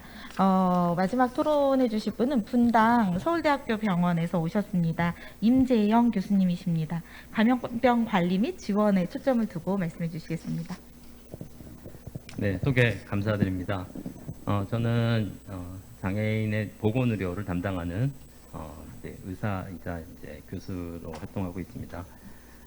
잘 아시겠지만 이제 코로나19로 인한 작금의 위기에 우리나라가 이제 신속 방역에 대해 상당한 성과를 이뤘기 때문에 뭐 국제적으로 모범 국가로 인정받는 것 잘 알고 있습니다. 하지만 오늘 이 시간에도 각 현장에서 다양한 어려움과 목소리가 나왔는데 대다수 장애인들에게는 전례 없는 고통의 시간이 계속되고 있습니다. 세계보건기구가 제시한 그 코로나 팬데믹 위기에 장애인에 대한 고려사항을 몇 가지 이야기했는데요. 아무래도 장애인은 비장애인에 비해서 이런 그 감염병 위기에서 아까도 이제 취약에 대한 여러 가지 이제 논의가 있었는데 기본적으로 장애 유형 수준에 따라서 감염병 정보의 접근성이 떨어진다든지 또 특히 이제 질병과 관련된 장애, 중도 장애인의 경우는 코로나19에 감염되었을 때 중증으로 진행될 위험이 더 높습니다. 또 건강 정보나 또 접근성이 떨어지다 보니까 이미 상당히 진행한 다음에 진단되거나 기저질환 기능 저하 등이 또 중증 또는 사망률을 높인다고 합니다. 이거는 이제 우리나라보다는 미국을 중심한 여러 유럽의 그 여러 데이터 통계들의 결과입니다. 실제 미국의 그 뉴욕에서는 지적 장애인이 코로나19의 감염률이 일반인들보다 4배가 높았다고 합니다. 그리고 사망률은 2배가 높았다고 합니다. 이런 점은 좀 시사하는 바가 크다고 보고요. 또한 장애인이 의존했던 재발 치료, 돌봄, 이동 등 필수 서비스가 사실 중단이 되었습니다. 또 이게 신체적, 정신적 고통, 또 장애 상태 기능 수준이 오히려 더 약화되는 그런 문제가 되고 있습니다. 제가 병원에서 진료하면서 지난 2월부터 현재까지 5개월 정도 지났는데 특히 강화된 사회적 거리두기 때문에 많은 사람들이 위축되었던 2월 말부터 한 5월 초까지 그때 정기적으로 외래를 내원하던 그런 환자, 특히 이제 장애 환자들이 거의 오지 못했습니다. 특히 외래 치료가 필요한 장애 환자들은 대부분 치료를 중단할 수밖에 없었습니다. 그때 한 6월부터는 이제 어느 정도는 조금 긴장이 좀 풀려가지고 이제 오랜만에 다시 외래 이제 내원을 환자들이 하셨는데 그때 진찰해 보니까 근력이 더 많이 떨어지고 고행이 어느 정도 되었던 분들이 이제 걷지 못한다든지 기능 수준이 적어도 한 단계 이상씩 다 떨어진 거예요. 그래서 일반인들보다 장애인들에게 이렇게 격리, 사회적 거리두기로 인한 신체적, 정신적 그 악영향 정도가 더 크게 나타나고 있음을 저는 진료실에서 목격하고 있습니다. 그러면 그 감염병 위기 상황에서 이 장애인의 보건의료, 건강권을 위한 우리의 대처는 과연 어떠했는가? 감염병 초기부터 정부와 방역당국은 그 감염 관리하고 그다음에 취약계층의 감염 관리, 또 의료적 불평등 해소를 일관되게 강조를 해왔고 비교적 검사라든지 기본적인 처치 감염 관리를 위한 필수 의료는 장애인을 포함한 이제 취약계층에서도 비교적 적절하게 작동된 것으로 이제 판단을 합니다. 병원을 내원하기 어려운 상황에서 정부는 전화 진료를 한시적으로 허용을 했습니다. 또 이것은 장애인을 위한 필요한 대처로 볼 수 있습니다. 또 사회적 거리두기 기간 동안에 강화된 사회적 거리두기 기간 동안에 방문 보건 서비스도 사실 중단될 수밖에 없었거든요. 그런데 일부 지자체에서는 취약계층을 위한 전화 보건 서비스를 제공을 해서 기본적인 최소한의 그런 보건의료 서비스가 이어지도록 노력을 했습니다. 최근 오늘도 소개됐는데 6월에 발간된 장애인을 위한 코로나19 대응 매뉴얼을 보니까요. 여러 가지 장애의 기본적으로 이제 여러 가지 특성에 맞는 수요들을 잘 판단을 해서 거기에 따른 이제 취약성에 대해 장애인이 겪고 있는 특수성을 유형별로 잘 지시한 것은 높이 평가할 만합니다. 하지만 장애인에게 필수적인 활동 지원, 돌봄 지원, 또 의료 재발 서비스 이런 것들이 상당히 중단되거나 제한되었기 때문에 이로 인한 여러 악영향을 우리는 다시 고려해야 되고요. 또한 만성질환 관리도 상당히 중요하고 장애인에게 또 건강검진을 통한 여러 가지 이제 다른 2차적인 문제들을 예방하는 것도 중요한데 이러한 부분들이 거의 지금 제대로 작동하지 않고 있다는 것이 문제입니다. 또한 보건소를 중심으로 그동안 진행되었던 지역사회 중심 재활 여러 프로그램들 이런 것들도 대부분 중단된 걸로 알고 있습니다. 감염 관리가 최우선되는 상황에서 이런 건강 관리, 재활을 위한 의료 서비스는 앞서서도 나왔지만 우선순위에서 밀려날 수밖에 없습니다. 그럼 어떠한 대처 방안을 우리가 고민을 하고 또 대비를 해야 될 것인가? 저는 여러 가지가 있겠지만 좀 적절한 대처로서 한 3가지 정도를 제안드리고자 합니다. 첫 번째는 감염병 위기 상황에 장애인의 보건의료 서비스 수요 제공 등에 대한 어떠한 상황판을 운용할 것을 제안합니다. 그것이 이제 정부 중심으로 중앙정부 차원일 수도 있고요. 또는 이제 지역의 각 시도 단위에서도 이런 상황판을 운영을 해서 필수 의료 서비스에 대한 이용 현황을 지속적으로 모니터하고 또 문제점을 파악하고 대책 마련을 위한 제도 및 정책 개발에 대해서 함께 노력을 해야 한다고 생각합니다. 그리고 장애인을 위한 집으로 프로젝트를 제안합니다. 많은 장애인들이 살던 집에 가지 못하고 병원, 집단 거주시설 등에 장기간 머물고 있습니다. 감염 위기 상황에서는 상당히 이런 조건들은 상당히 취약하기 때문에 집으로 갈 수 있는 어떤 제도적 지원 체계에 많은 지혜를 모아야 된다고 생각을 합니다. 여기에는 이제 재택 기반의 활동 지원, 또 돌봄 지원, 또 의료 서비스 등 이 감염병 위기에 이제 오히려 강화되어야 이런 시설 중심의 어떠한 우리의 장애인 돌봄 체계가 지역사회 중심으로 전환될 수 있다고 생각합니다. 세 번째는 장애인을 위한 비대면 의료 서비스가 보건의료 시스템에 잘 작동하도록 노력해야 할 것입니다. 그동안 이동과 접근성에 취약한 장애인들을 위한 이런 비대면 의료 서비스, 우리가 이제 텔레 리해빌리테이션 또는 텔레헬스라고 얘기하는데요. 그 필요성은 오랫동안 제기되었습니다. 이번에 정부가 전화 진료 등 비대면 진료를 한시적으로 허용했는데 이것은 주로 약물 처방에 국한되기 때문에 장애인의 필요한 의료 수요를 충족시키기에는 턱없이 부족합니다. 장애인의 보건의료에선 의료인 환자 간의 어떤 직접적 비대면 진료 수요도 있겠지만 의료인과 돌봄 제공자 또는 의료인과 또 다른 기관의 의료인 간의 이러한 상호 의뢰 또는 상의 이런 것을 위한 비대면 진료 수요가 상당히 높습니다. 그래서 그것은 또 어떤 면에서는 실현 가능성도 높습니다. 이러한 비대면 진료가 우선적으로 고려해야 될 필요가 있습니다. 이상 제가 주요 사항을 말씀드렸습니다. 네, 토론 잘 들었습니다. 3가지 실천적인 방안에 대해서 제안을 해주신 부분이 인상 깊었는데요. 상황판을 좀 운영을 했으면 좋겠다라는 게 좀 이렇게 잘 다가왔고요. 또 장애인을 위한 집으로 프로젝트 찾아가는 의료 서비스에 대한 의견도 주셨고요. 비대면 의료 서비스가 좀 더 보편화됐으면 좋겠는데 특히 의료인 간의 비대면 또는 의료인과 돌봄 제공자 해서 단순히 환자와 의사 사이에서만의 어떤 비대면 의료만을 얘기하신 게 아니라 뭔가 대응 방안을 논의하고 어떠한 다양한 그러한 비대면의 네트워크를 만들 수 있는 형태였으면 좋겠다라는 의견에 또한 동의가 되기도 합니다. 의료의 영역까지도 이 감염병 시대에서는 이 복지의 영역과 함께 고민해야 되는 부분이라고 생각이 들고요. 오늘 네 분의 토론을 통해 가지고 앞으로 향후의 장애인 복지 현장 어떻게 대응할 것인가에 대해 알아보는 시간을 가졌습니다. 많은 분들이 현재 카카오톡 오픈 채팅에서 질문을 또 주고 계시지 않을까 싶은데요. 저는 이 정도로 이제 오늘의 토론회 사회 역할을 마무리를 하고요. 누림센터에 계시는 유용대 팀장님께 마이크를 넘기고자 합니다. 카카오톡 오픈 채팅방 이야기 이제 진행해 주십시오. 감사합니다. 네. 나오고 있나요? 네. 안녕하세요. 저는 경기도 장애인 복지 종합지원센터 전략기획팀장 유용대라고 합니다.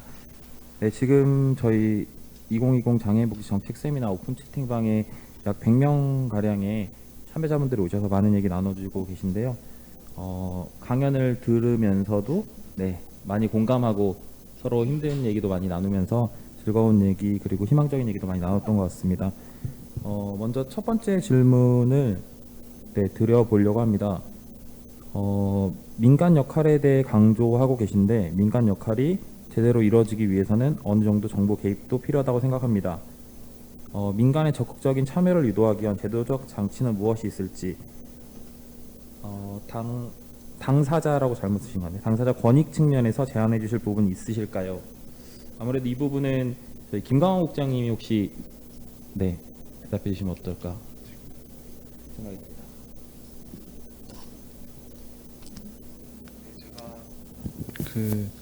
좀 개별화된 좀 다양하고 좀 개인 맞춤형의 지원이 이루어지기 위해서는 민간 참여가 좀 필요하다라는 필요성을 말씀드렸는데 그 방안으로도 몇 가지 좀 생각해 봅니다. 이제 제가 그 지역 사회 내에서의 이 개인에 대한 맞춤형 서비스를 위해서는 아무래도 지역 사회 기반의 복지 자원들이 지역 사회 서비스가 활성화되어야 하고 이제 어떤 전달 체계로는 자립생활센터, IL센터나 복지관의 역할도 중요하리라고 봅니다. 그래서 IL센터의 회원이나 또 복지관의 이용자들에게 IL센터나 복지관에서 개인별로 맞춤형 지원 계획을 수립하고 또 그에 이제 필요한 지원들을 할 때 정부에서 사실은 이제 민간에서 정부로부터 필요로 하는 것은 예산 지원이 또 큰 부분이지 않겠습니까? 그래서 민간에서 그런 이제 프로그램이나 어떤 활동을 할 수 있는 예산을 정부가 지원해 줄 필요가 있다고 보고요. 또 많은 이제 복지 서비스들이 중단되었잖아요. 실제로 중단되었는데 그렇다고 하면은 이제 그 프로그램들을 중단하고 그냥 방치해 둘 것이 아니라 코로나 상황에 유연하게 대응할 수 있도록 그런 어떤 그 예산 지원을 할 때 그런 어떤 계획 수립을 변경할 수 있도록 허가해 준다든지 아니면 좀 더 적극적으로 어떤 프로그램이나 어떤 활동들을 민간에 공모해서 민간의 참여를 유도하는 방식이 효과적이라고 보고 저희 같은 장애인단체도 그렇고 지역사회 복지기관들도 마찬가지로 그런 좀 민간의 참여를 독려하기 위해서 좀 열어놓는 그런 정책들이 좀 필요하지 않나 싶습니다. 네, 감사합니다. 저희 다음 질문을 또 드려보려고 합니다. 이번 코로나19 초기 당시 장애인 정책이 미흡했다고 생각합니다. 이와 관련해서 발달 장애인과의 의사소통에 어려움이 있었을 것 같은데 장애인 대상 정보 접근성의 문제, 의사소통의 지원에 대한 해결책에 무엇이 있을까요? 라고 말씀해 주셨는데 혹시 이 부분은 저희 김혜영 부회장님께서 대답해 주실 수 있을까요? 네, 위기 상황 속 장애인 대상 정보 접근성의 문제 그리고 의사소통에 대한 지원에 대한 해결책 혹시 답을 해주실 수 있을까요? 제가 이 부분을 대답할 수 있을까 잘 모르겠습니다. 그러니까 발달 장애인들 같은 경우는 자신의 감정이라든지 의사를 정확하게 구호가 발화되거나 그다음에 의사 표현을 비언어적인 부분으로 표현을 하는 경우들이 있는데 그런 부분들은 오랫동안 관찰하고 그다음에 지켜본 사람만이 그 장애인분들에 대한 의사소통 부분들을 진행을 할 수 있을 것 같고요. 그다음에 의사소통 대체 기구 도구들을 통해서 의사소통이 진행될 수 있을 거라고 생각이 됩니다. 그다음에 초기 대응에 관련된 부분들은 국가도 그렇고 지자체도 그렇고 저희 시설도 그렇고 다 처음 겪는 일이라서 처음에 당황했을 것 같습니다. 근데 그 당황한 부분들을 어떻게 신속하고 그다음 빠르게 대응하느냐라는 부분들인데요. 그래도 그나마 다행인 것은 장애인 거주시설 입장으로 보면은 평소에 응급 상황이라든지 그다음에 감염병에 관련된 부분들이 많이 준비되어 있었기 때문에 코로나19가 됐을 때 빨리 적용하고 그다음에 현실화할 수 있지 않았나라는 생각이 듭니다. 근데 앞으로는 코로나 말고 또 다른 어떤 감염병이 또 나타날지 모르잖아요. 그래서 그런 것들을 대비하는 작업들을 미리 이번 기회에 진행하면 좋을 것 같고요. 그다음에 매뉴얼이나 대응하는 지침만이 필요한 게 아니라 거기에 따른 예산과 관련된 수반된 법적인 부분들도 해결돼서 잘 진행이 됐으면 좋겠습니다. 오히려 코로나19가 좋은 것들을 생각할 수 있는 합의의 장이 되지 않았나라는 생각도 듭니다. 이상입니다. 네, 이어서 다음 질문 드려보겠습니다. 개별화된 감염병 의료 서비스에 관련 매뉴얼이 필요하다고 생각합니다. 이 부분을 좀 임재영 교수님께 한번 여쭤보고 싶은데요. 이 개별화된 감염병 의료 서비스랑 관련된 매뉴얼이 개발돼야 된다면 좀 어떤 내용이 좀 담겼으면 좋을지, 그리고 아까 저희 여기 앞에서 김혜원 부회장님이 얘기하신 부분 중에 이 부분도 의료계에서 보셨을 때 어떻게 보면 발달장애인과 의사소통이 많이 어려우신 부분도 있으셨을 거잖아요. 그래서 이런 걸 좀 어떻게 해결하셨는지, 그리고 이런 감염병 관련돼서 뭐 발달장애인이나 혹은 보호자분들이 어떻게 좀 대응하셨으면 좋겠는지 그런 좀 답을 주셨으면 좋겠습니다. 네, 아까 일종의 이제 어떻게 보면 그 개별화된 또는 좀 상황에 좀 특성에 잘 맞는 그러한 어떤 대응 매뉴얼 이런 것들이 감염병 관리 어떤 체계나 이런 것들이 상당히 필요한데요. 물론 그동안 그 어떻게 보면 지금 한 6개월, 5개월 정도 남짓 지났지 않습니까? 이 정도 상황에서 사실 뭐 한 처음에 이제 이게 발발할 때는 이렇게 오랫동안 지속될 것을 예측하지 못했기 때문에 말 그대로 뭐 사실은 전례 없는 위기였던 것 같습니다. 그런 상황에서 초기부터 차곡차곡 체계적인 그런 우리가 매뉴얼을 개발을 하고 또 개별화된 또 상황에 맞는 감염 관리를 한다는 것은 사실 불가능했던 거죠. 그만큼 우리가 예전에 메르스를 경험했기 때문에 아무래도 그 의료계에서 이런 진행하는 과정 또는 방역당국에서 이거를 이제 대비하는 이제 방역하는 과정들은 사실 어느 나라하고 비교하기 어려울 정도로 우리가 잘하는 건 사실입니다. 그 가운데 지금은 이제 아까 말씀에서 나왔듯이 이제 포스트 코로나라고 얘기하기가 어렵고 이제 위드 코로나라고 얘기하는 시점이 되었기 때문에 지금부터 준비를 해야 된다고 생각합니다. 그래서 특히 각각의 그 상황에 따른 그 요구가 있지 않습니까? 그런 것들을 잘 반영하는 그런 체계. 그래서 아까 제가 하나의 제안으로 이런 상황판을 얘기를 했고요. 그러니까 이런 것들은 어느 한 곳에서만 이룰 수가 없는 거고 각 그 지역 또는 이제 각 그 현장에서 다 네트워크가 잘 형성이 돼가지고 계속 그 필요가 전달돼야 된다고 생각합니다. 그러면 이제 거기에 따른 기존에 만들어 놓은 어떤 지침이라든지 관리 체계를 그 상황에 맞게 이제 사실 수정 보완하는 또는 고도화하는 그런 작업들이거든요. 그걸 통해서 아마도 계속 뭐 버전 1에서 뭐 버전 2, 2, 3 이런 식으로 나올 거라고 생각을 하고 이건 다 같이 노력을 해야 된다고 생각합니다. 아직까지는 좀 미흡하다 그렇게 말씀드리고 싶고 그다음에 발달장애인 이렇게 지금 병원에서도 의사소통 이런 말씀 나왔는데 사실은 가장 준비를 잘 못한 부분이기도 합니다. 그래서 많이 반성을 하고 있고, 그래서 더더욱 중요한 것은 이제 가족, 그다음에 이제 어떤 시설에서 지금 종사하시는 종사자분들과 이 소통하는 것들이 굉장히 중요하다고 생각을 해요. 그래서 그런 소통을 어떻게 하면은 우리가 잘할 수 있을까? 그것을 우리가 대면하는 것과 비대면 이런 얘기도 오늘 나왔잖아요. 여러 가지 지금 온라인 커뮤니케이션이 많이 활성화되어 있거든요. 지금 의료계에서는 상당한 그 세미나나 이런 것도 온라인으로 하고 있기 때문에 각 지역에서 각 그 시설에서 이런 병원과 어떤 온라인 커뮤니케이션 방법 이런 것들을 좀 강구해 봤으면 좋겠습니다. 네, 감사합니다.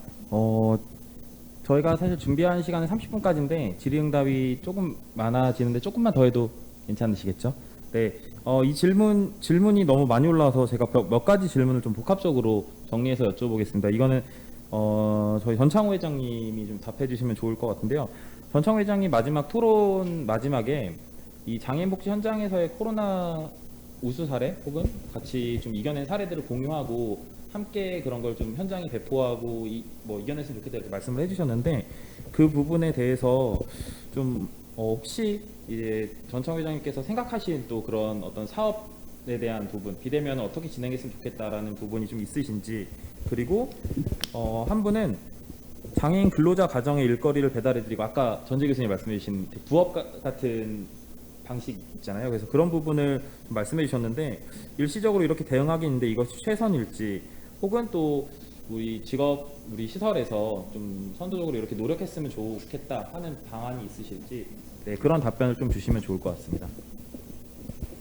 네, 많이 질문을 하셨는데 지금 좀 머릿속에서 아직 정리가 안 되고 있습니다. 제가 먼저 첫 번째가 뭐였죠?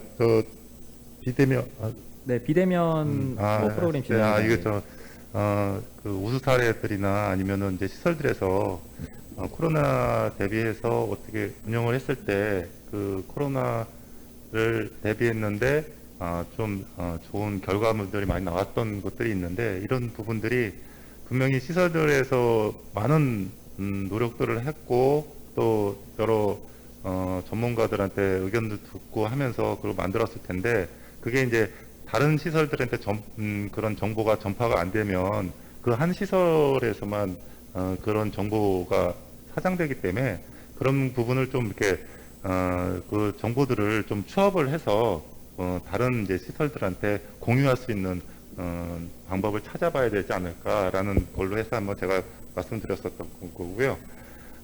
그리고 이제 아까 말씀하신 것들 중에 이제